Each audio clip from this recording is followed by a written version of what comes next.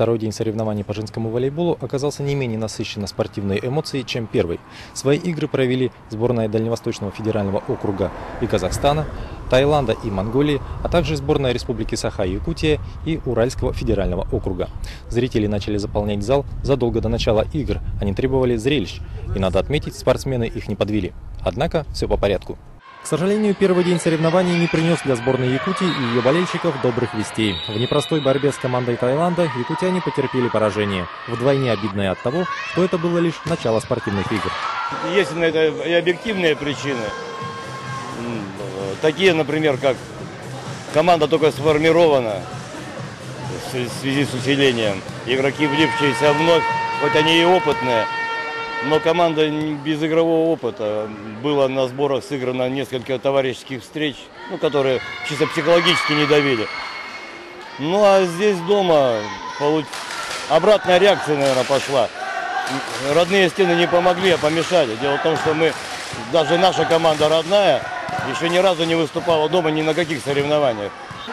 По словам тренера сборной, самое главное в такой момент не поддаваться панике, собраться и настроиться на следующую игру.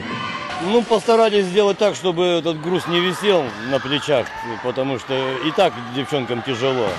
И мера ответственности, они же понимают, что она большая. Постарались сделать, чтобы они как-то расслабились после игры. Встреча сборных Дальневосточного федерального округа и Казахстана открыла соревнования второго дня игр и изначально ожидалась довольно интересной.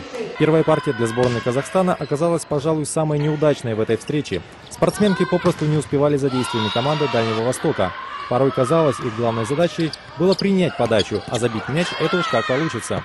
Попытки тренера казахской сборной спасти ситуацию в виде многочисленных замен не принесли желаемого результата. В итоге первую партию команда Дальневосточного федерального округа уверенно выиграла.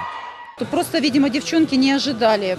Судя по разминке, они были более эмоциональны, чем наши. И, видимо, они так и думали, что сейчас такая игра будет продолжаться. А игра началась почему-то, эмоциональный фон был выше на нашей стороне, чем на стороне Казахстана. И поэтому как-то девчонки вот так и немножко поддавили психологически, скажем так, первую партию.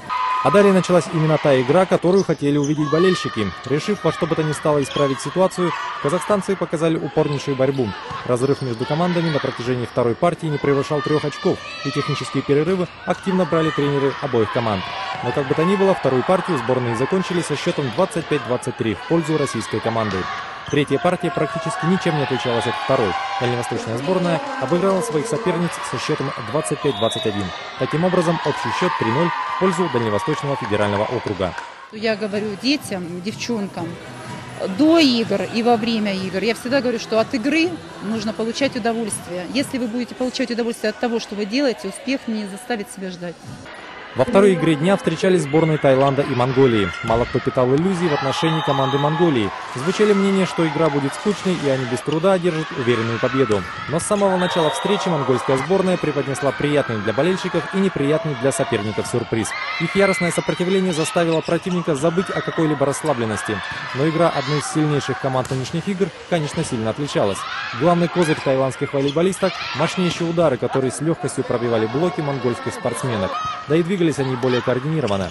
Начало третьей партии. На табло счет 5-1 в пользу Монголии.